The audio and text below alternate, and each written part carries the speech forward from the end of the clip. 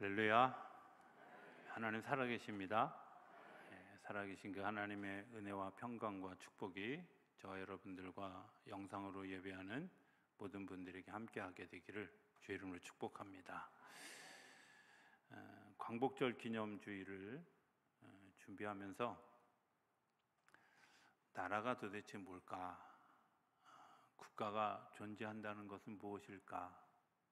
하는 것에 대한 생각들을 하게 되어졌습니다.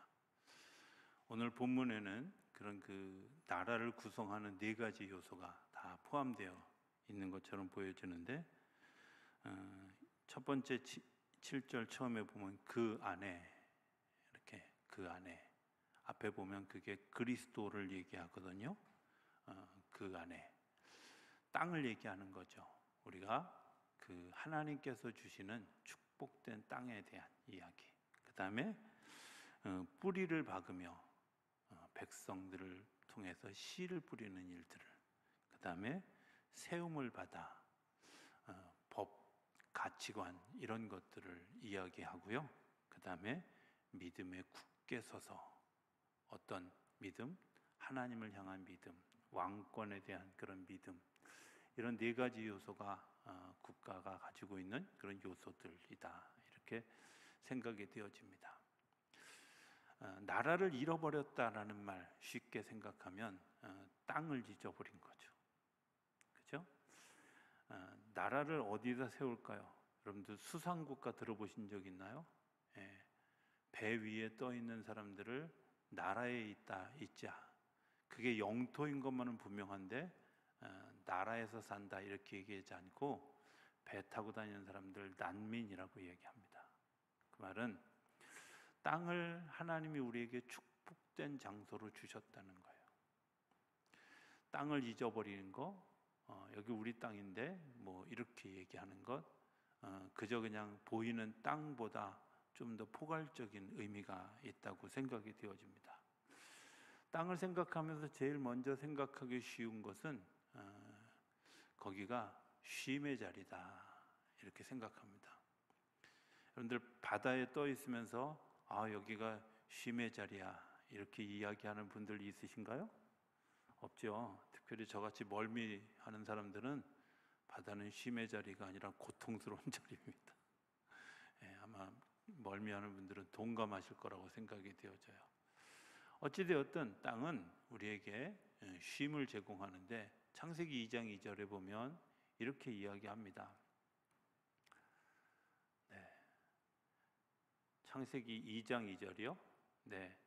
하나님이 그가 하시던 일을 일곱째 날에 마치시니 그가 하시던 모든 일을 그치고 일곱째 날에 안식하시니라. 창세기 1장부터 연결되어진 하나님의 창조가 이루어지는데, 물과 묻을 나누고 하늘과 땅을 나누고 그 위에 식물도 심고 동물도 자라게 하고 사람도 만들고, 그리고 여섯째 날까지 일 다 하시고 난 다음에 그 땅에서 하나님이 안식하셨고, 그 안식할 그곳을 하나님이 우리에게 선물로 주셨다는 거예요. 그게 상징적인 게 에덴 동산이죠. 땅은 안식하는 곳입니다. 나라는 안식하는 곳입니다. 교회는 안식하는 곳입니다. 가정은 안식하는 것입니다. 이렇게 몇 번을 반복해야 하는 거 보면, 지지난주에 와가지고 그렇게 야단쳤는데도 앞에 앉아 계신데도 반응해. 이러니까 이런 날이라도 눈치껏 아멘을 좀 하세요. 그래야 다음번에 와서 그렇게 안 야단치시지. 나도 민망해요. 자, 여러분들 생각해 보시면 하나님이 우리에게 땅을 주신 그 일들은 뭐예요? 안식하라고, 쉬라고. 집에 가서도 열심히 일하는 사람들이 있어요. 교회 가서도 열심히 일하는 사람들. 그 일은 내가 편안하기 위한 일이지 나를 불편하게 하는 일을 하려는 것은 아니에요. 그런데 누군가가 그 땅을 차지해서 지배하면 그때부터는 안식이 아니라 불편해져요. 누군가가 거기를 통제하려고 들면 거기는 내가 쉬는 자리가 아니라 좌불안석인 자리가 되어지고 만다는 거예요. 광복절이 왜 중요하냐면 일제가 우리 땅을 차지하고 있었을 때 그들이 있는 것 때문에 우리가 가지고 있어야 될 안식을, 편안함을, 쉼을 잃었어요. 그들이 쓸데없는 요청을 하는데 우리가 강제적으로 받아들여야만 하는, 그래서 불안하고 불편하고 힘든 시간들을 보내게 되어졌어요. 이 시간이 회복되어져서 광복이 되어졌다고 하는 것, 그것 때문에 우리가 하나님의 자유, 하나님의 회복, 하나님의 나라의 시작, 그게 땅을 회복하는 일부터 시작하는 거구나, 우리 안식을 회복하는 일부터 시작하는 거구나 하는 것을 알 수 있게 되죠. 광복이 되어졌다는 말은 우리가 쉴 수 있는 공간, 안식처를 회복하게 해주셨다는 하나님의 은혜가 그 안에 있는 줄로 믿습니다. 땅을 또 하나 생각할 수 있는 건 축복의 자리라는 거예요. 땅에다 뭘 심으면 얼마나 날까요? 성경은 분명하게 얘기하는데 30배, 60배, 100배로 나요. 믿어지지 않는 분들은 여러분들 앞에 있는 텃밭에다가 씨 하나 뿌려보세요. 얼마나 나는지 한번 씌워보면 성경이 틀리지 않는구나 알아요. 뭐 텃밭이 없으면 화분에라도 심어보세요. 열매가 나요. 근데 30배, 60배, 100배로 나더라고요. 땅은 우리에게 축복해 주시는 축복의 증거들이 증명되어지는 자리가 땅입니다. 땅이 아닌 곳에 심어서는 아무것도 열매 맺지 못해요. 그런데 땅은, 그래서 이스라엘 백성들에게 하나님 뭐라고 얘기하냐면 내가 너희들에게 약속한 땅이 있는데 가나안 땅인데 거기는 뭐가 있냐? 젖과 꿀이 흐르는 땅이라고. 상징적인 표현일 수도 있어요. 실제로 그렇기도 하고요. 그런데 젖과 꿀이 흐르는 땅, 축복의 땅, 하나님이 약속해 주신 땅. 그런데 일제가 우리나라를 점령하고 있을 때는 그 젖과 꿀이 흐르는 땅에 아주 막 되게 힘들어졌죠. 지금은 뭐 자동차가 있으니까 잘 이 경인선 전철이나 혹은 경부선 기차 라인을 잘 탈 기회가 잘 없지만, 저는 이따금씩 제가 학교 다닐 때 경부선 기차를 많이 이용할 수밖에 없었잖아요. 근데 그 차를 탈 때마다 늘 그런 마음이 있는 거예요. 이거 우리나라 물자 빼돌리려고 일본 사람들이 만드는 도로를 우리가 복된 일에 사용하고 있구나, 이런 생각. 빼앗겼던 것을 다시 찾았고 복된 길로 우리가 사용할 수 있구나 하는 것에 대해서 감사하게 되더라고요. 우리 땅에서 난 것, 우리가 누려야 될 것들을 다른 사람에게 내어주면서 종 노릇하는 일들이 광복 이전에 우리에게 있었는데, 하나님의 나라가 시작되어진 우리에게 광복이 주는 메시지는 어떤 거냐면 내가 너에게 축복된 자리를 다시 회복시켜 주겠다 말씀하시는 하나님의 은혜를 다시 회복하는 자리가 되는 줄로 믿습니다. 이런 일들을 통틀어서 경험하게 하는 일이 뭐냐? 땅은 믿음의 반석과 같은 곳인데 모래 위에다 거기다 심을 것이냐 아니면 반석 위에 심을 것이냐 라는 질문을 하게 되죠. 마태복음 7장 25절에는 이렇게 이야기합니다. 비가 내리고 창수가 나고 바람이 불어 그 집에 부딪히되 무너지지 아니하나니 이는 주초를 반석 위에 놓은 가닥이요. 땅은 땅인데 어떤 땅? 믿음의 기초가 든든한 땅. 그 믿음의 기초를 또다시 한번 상징하는 이야기가 마태복음 16장 18절에 나옵니다. 또 내가 내게 이르노니 너는 베드로라 내가 이 반석 위에 내 교회를 세우리니 음부의 권세가 이기지 못하리라. 한 번만 세워서 끝나는 게 아니라 하나님이 영원토록 그 땅을 축복하셔서 음부의 권세가 이기지 못하게 하시는 하나님의 역사를 경험하게 하시는 줄로 믿습니다. 저는 그래서 광복절의 사건이 그냥 77년 전에 일어났던 하나의 사건이 아니라 계속해서 이어져 가게 하시는 하나님의 놀라운 역사가 이어져 가는 시간들, 하나님의 축복의 역사가 이어져 가는 시간들, 안식의 역사를 우리가 날마다 경험하는 시간들을 하나님이 회복시켜 주신 것이라고 믿습니다. 제가 사실은 설교를 준비하면서 금요일 날 오전까지는 다른 원고를 다 써놨어요. 거의 이번 달에 왜 이렇게 내가 부지런하게 써놨는지, 그리고 내일 토요일은 진짜 내가 안식일이다, 쉬어야 되겠다, 이런 마음을 가지고 있는데 철야 예배를 드리는데 아니야 이러셔서 주일 토요일 날부터 원고를 다 다시 쓰기 시작했어요. 그 원고에 보면, 원고는 아모스장, 제가 제 카페에 이제 오늘 예배 끝나면 올려놓을 건데요, 아모스서 9장 13절 14절의 말씀을 중심으로 한 이야기예요. 왜 그 말씀에 귀를 기울였냐면, 이스라엘이 그 나라를 잊어버린 날이 5월 9일이래요. 우리나라는 나라를 잊어버린 날이 며칠인지 아세요? 과거는 묻지 마세요 이러면서 다 잊어버리셨는데, 오히려 이스라엘 사람들은 국칠이라 그래서 그날을 기억해요. 근데 우리는 8월 27일이 그 국칠이었던 것을 기억하지 않아요. 다시 나라가 회복되어져서 그 수상이 다시 이 아모스서 9장 13절 14절을 읽으면서, 여러분들 우리가 다시 오늘 이 일들을 잊어버리지 맙시다. 그리고 하나님이 우리에게 안식으로 주신 땅, 축복으로 주신 땅, 우리를 영원히 세우기로 약속한 땅, 우리 그거 잊어버리지 맙시다 하고 선포했어요. 다시 그 얘기 하려고 그랬거든요.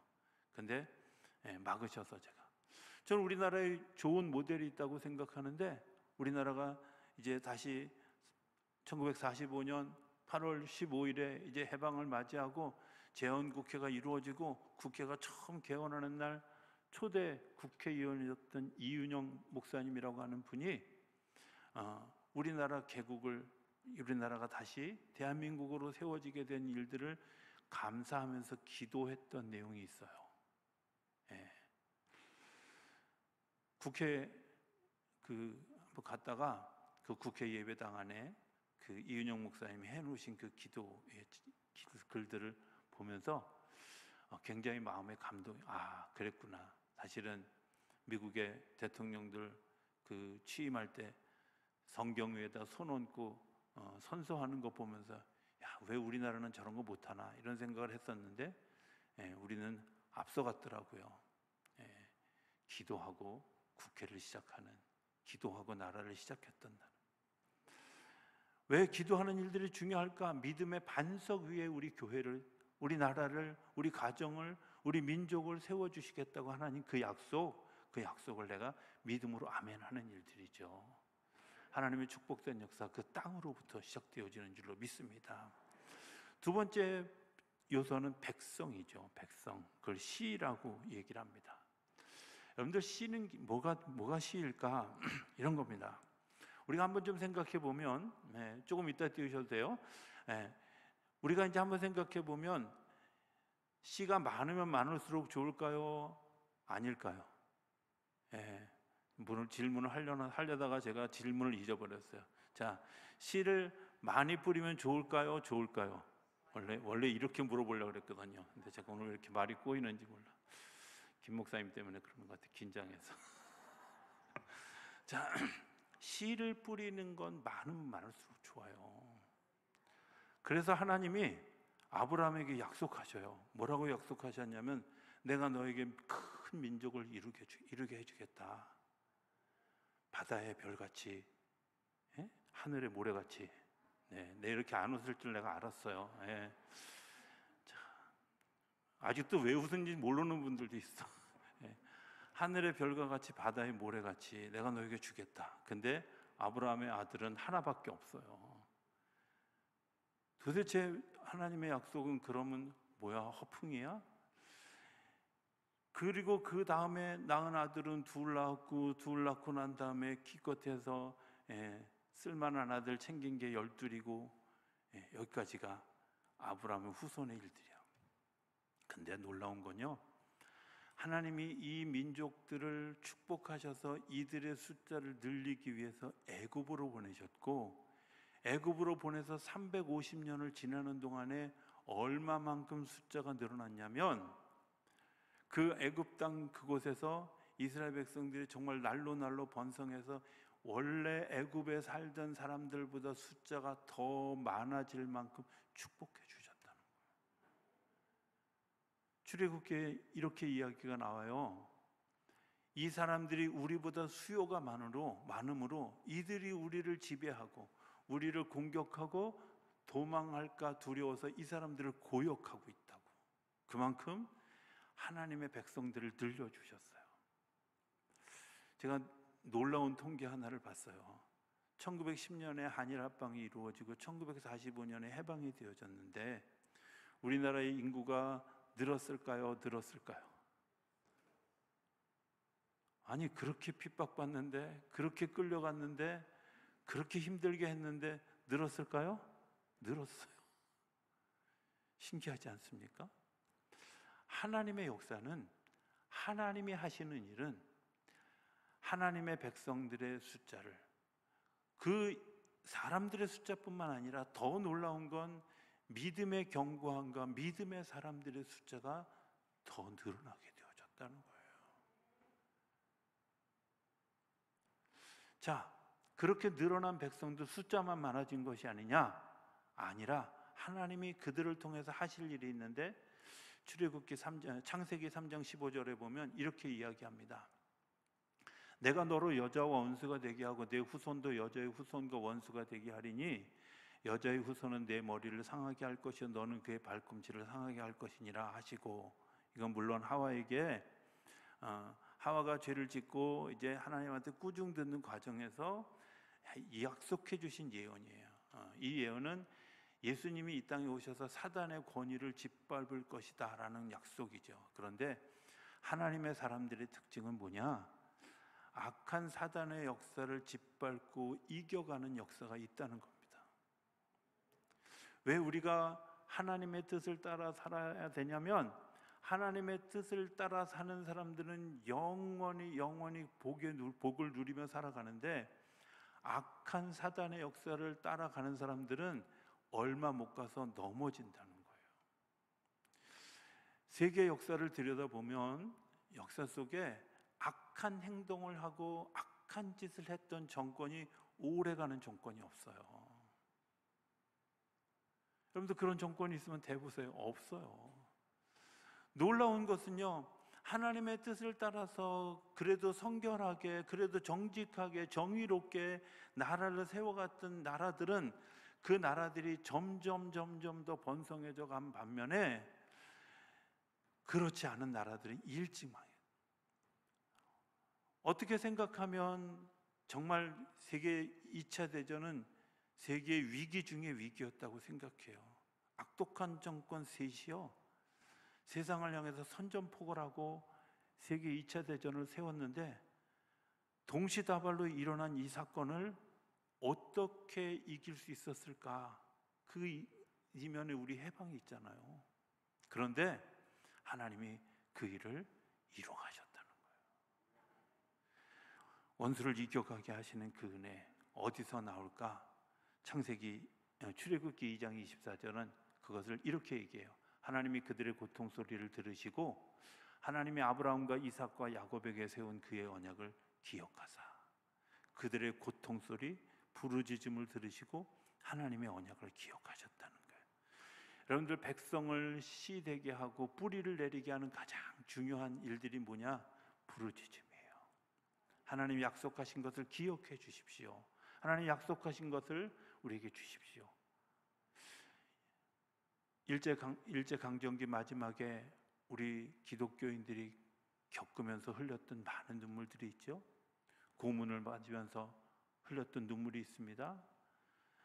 정말 억울함을 누리는, 그리고 죽어간 그 사람들을 향해서 흘렸던 눈물들이 있습니다. 그 일들이 씨앗이 되어져서 하나님을 기억하게 하셔서 해방을 맞이했던 것처럼 우리들의 삶에 하나님의 나라가 회복되어지는 일은 어떤 때 내가 하나님을 향하여 부르짖고 기도할 때 이런 역사가 일어나게 하시는 줄로 믿습니다. 세 번째는 법이죠. 어떤 법을 세우셨을까요? 십계명, 우리가 뭘 해라 하지 말아의 법이 아니라 사실은 가치관이 뭐냐, 너희들이 가장 중요한 게 뭐냐 하는 것을 따라가는 거예요. 부부가 싸우잖아요. 왜 싸우는지 아세요? 감정 때문에 싸우는 게 아니거든요. 사실은 가치관이 다르고 해석하는 방법이 달라서 그런 거예요. 그렇죠? 사람과 사람이 다투는 거 사실은요, 가치관이 다르고 해석의 방법이 다른 거지 감정 때문에 싸우는 게 아니에요. 하나님은 우리에게 가치관을 분명하게 해주신 것이 있는데 뭐라고? 하나님을 사랑해라. 그리고 내 이웃을 사랑해라. 이 사랑이라고 하는 가치관을 가지고 살아가는 사람들에게 그 사랑의 영역이 넓어지면 넓어질수록 모든 것을 수용할 수 있는 반면에 하나님을 사랑하지 않고 나만 사랑하는 일들, 내 욕심만 부리는 일들을 하게 되면 세계관이 점점점 좁아져서 눈앞에 있는 것밖에 보지 못한다는 거예요. 하나님은 우리가 세계관을 넓혀가서 나를 사랑해주는 사람도 사랑하고, 나를 핍박하는 사람도 사랑하고, 나를 정말 해하려고 하고 나를 해하게 했던 사람까지도, 원수까지도 사랑하게 하시고, 나하고 아무 관계없는 친구까지도 사랑해서 내 목숨을 내어줄 그 사랑을 우리에게 이야기해 주신 거예요. 근데 그 사랑에 훈련되어지지 않고 자꾸 눈앞에 있는 것들만 보게 되면 하나님의 광해의 역사를 보지 못해요. 저는 광복을 맞이하면서 우리 백성이 우리나라가 좀 안타까웠던 것은, 그때 만약에 1945년 이 여간에 제가 정말 지금 정도의 목회를 할 수 있는 그런 기회를 하나님이 저에게 주셨다면, 아마 지금 정도의 마음을 가지게 주셨다면 이렇게 설교했을 것 같아요. 여러분들, 일본을 용서하셔야 됩니다. 공산당도 받아들여야 됩니다. 우리는 한민족입니다. 하나가 되어져야 됩니다. 이렇게 설교했을 것 같아요. 왜? 하나님의 사랑을 경험하는 중요한 통로 두 가지가 있는데, 하나는 용서하는 일이고 화해하는 일이기 때문에 그래요. 우리 안에 하나님의 사랑을 이루어가지 못하는 하나님을 사랑하지 못하고 사람과 사람을 사랑하지 못하는 가장 중요한 요소들이 뭐예요? 용서하지 못하는 거죠. 저는 예전에 용서하지 못한다는 얘기할 때 되게 불편했어요. 용서 못할 게 뭐 있어? 20대 때 그랬어요. 근데 40대쯤 가니까 용서 못할 사람이 한두 사람 생기더라고요. 근데 50대 때 가니까 많이 생기더만. 그때 제가 가슴으로 다시 와닿았어요. 용서가 안 되는 일이 이래서 그랬구나. 용서하려고 몸부림치고, 용서하기 위해서 기도하고, 용서하려고 내가 정말 하나님 앞에 때로는 밤을 지새워가면서, 때로는 금식을 해가면서 그 일들을 하는 것들을 통해서 용서하려고 시작했을 때 하나님이 마음의 평화를 주시더라고요. 가치관이 이렇게 달라지는 거구나. 내가 용서하면 내 생각하는 범위의 영역이 넓어지는 줄로 믿습니다. 내가 용서하면 보는 영역이 넓어지는 줄로 믿습니다. 하나님의 나라를 보는 일은 내가 용서할 때 비로소 하나님의 나라가 우리 안에 가까이 오고 보여지게 되는 줄로 믿습니다. 하나만 더 이야기했습니다. 왕이 누구냐라는 겁니다. 왕이 누구냐?